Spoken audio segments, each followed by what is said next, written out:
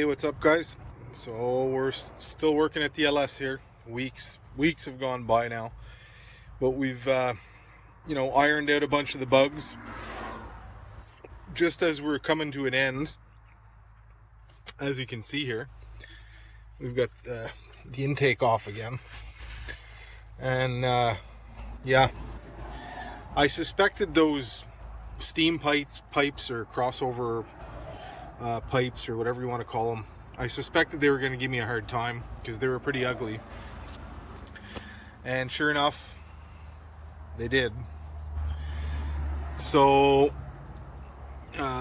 this particular model, which is the first gen, no, sorry, I think it's the third gen. I don't know. It's the first LS series, like the first couple of years of the series. It's a 2000 4.8, and the pipes are discontinued. Not real surprised about it, but I thought I'd be able to find them in the States or somewhere, but nope, nobody's got any. So they don't even list them on Amazon in their they sell the aftermarket ones, but they don't list them for this model, for this particular year. So I was gonna make my own. I was gonna fix the ones that were there. A bunch of things, went through my mind and for a solution. And I decided to order a set that's for, the ones they sell on Amazon. I think it's the same ones. There's a few different, looks like a few different types, but I believe they're the same. So I've ordered a set of those, and I'm gonna make it work. I mean, that's all I can do. I thought about going to a junkyard and trying to find another one that was maybe in better condition than the one I had, but I sort of want to be done with this problem. I don't want to be dealing with possible breakdowns on the road. I've got a whole bunch of adventures planned out, and I want to get on it. But anyways, but on a good note, the wiring, as you can see here, turned out really good. Josh was a big help. He's been here every weekend, helping me out. So big shout out to him. If anybody needs any LS tuning or wiring done, he's the man. Just hit me up and I'll give you his details if he wants to do more. But that turned out real good.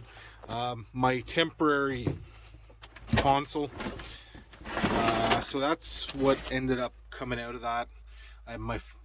My fuse box hasn't been mounted anywhere yet. This is the what's going on here? Here's the shifter setup, which again, like I said, I wanted to get it going. I may end up trying to hook the column one back up. I'm not sure. I really don't know right now. I got to deal with the other stuff first, but it's functional. It works. So that's what it is for now. But those steam pipes are, I knew they were going to go. They were real rusty. As soon as I took the intake off, I knew it was going to be a problem down the road.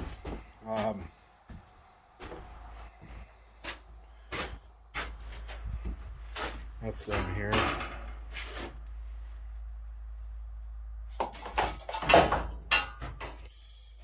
So yeah, they sprung a leak.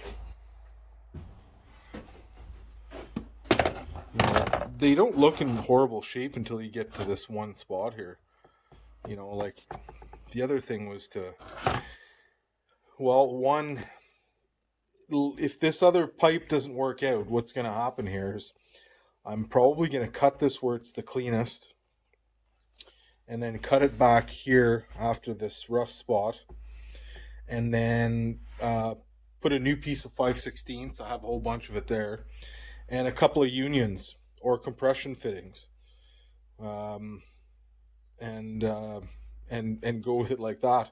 The other thing was, I mean, it's only coolant and there's no pressure in there really. So I mean, you could almost put rubber there. But what made me sort of want to try a more permanent fix was, where did I see that? One of these ends here. I think it's that one there.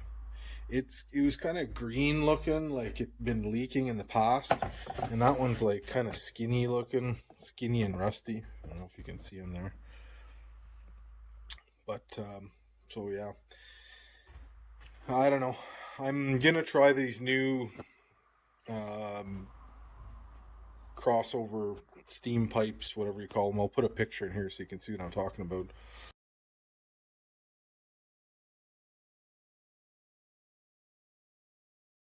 But I think if they don't fit, I will just cut them up. Like I'll cut them, shorten them, and reflare them, or do whatever has to be done to make them work. And at this point, I don't really have a choice. I gotta get it going. I don't understand why GM would do that though. They put out this really good engine, and then they cheap out on making parts like this. Like, you know damn well that's gonna go. I mean, it's a crappy little steel pipe sitting under your intake, blocked in by foam at both ends. You know, like sort of pisses me off. You know, like it's frustrating. I'm trying to do it right. I'd rather buy new ones. I don't even care if they're $300. I'll pay for it, you know. But anyways, thought I'd let you guys know. I haven't made a video in a while. I'm waiting on, you know, the van to be finished so we can take it out. I've got a whole bunch of really cool adventures planned. One of them with those weirdos I went with last year. We're gonna go. There's a couple of bike events we like to go to, so we're gonna do that. And I don't know, there's a whole bunch of spots I'd like to go check out. I wouldn't mind checking out Georgian Bay this summer as well, and potentially later in the season, we may be going on an adventure, but not with the van. It would be a fly-in adventure, but I'll save that till then. So van's still a disaster. Like, I want to get the tools out of here, and I got other stuff I got to get done on this van, you know, like they got holes in the rockers now I want to replace and stuff like that, but got to get this done first. So, but yeah, otherwise everything seems to be good, other than this particular leak. There wasn't a drop of anything else leaking. We put that new power steering pump on, and what else?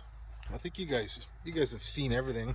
We put these cheap Amazon fans on there. I don't know, I think we talked about that. New pump down there. Yeah, overall everything really worked out well. Other than there's some kind of erratic idling going on with the van, which is driving me nuts. I gotta try and figure that out. Probably a little more tuning. Josh is on that with me. And yeah, I cleaned out the throttle body, and you know, we did a bunch of different things, but it still does some funky idling, so you gotta mess around with that a bit. Also, Josh pointed out that my Moff sensor was right at the end of the throttle body, which is supposed to have a section of pipe on it. Like, it's supposed to be 10 inches away. So that could be part of it as well. The air rushing in too quick. And yeah, so still messing around with it. It's been quite the process, I'll tell you. I didn't think it was going to take this much time. I knew there was a bunch of work involved, but I didn't think it was going to take me this long to get it completed, which is kind of a bummer, because we're mid-April, I guess. I did say end of April, so technically it's not really that far into the the time I wanted to have it done by, but still I want to get out there and get some camping done. So I did get the mud terrain TAs on there. I feel the van looks way better with those on there. They need to be a little bigger for the places I like to camp anyways, so it's perfect. Anyways, just wanted to fill you guys in a little update video or whatever. Kind of boring, still LS stuff, but hopefully we'll have it dialed in, and I'm really hoping that this weekend we're going to be able to get out in this thing and go do a little bit of camping.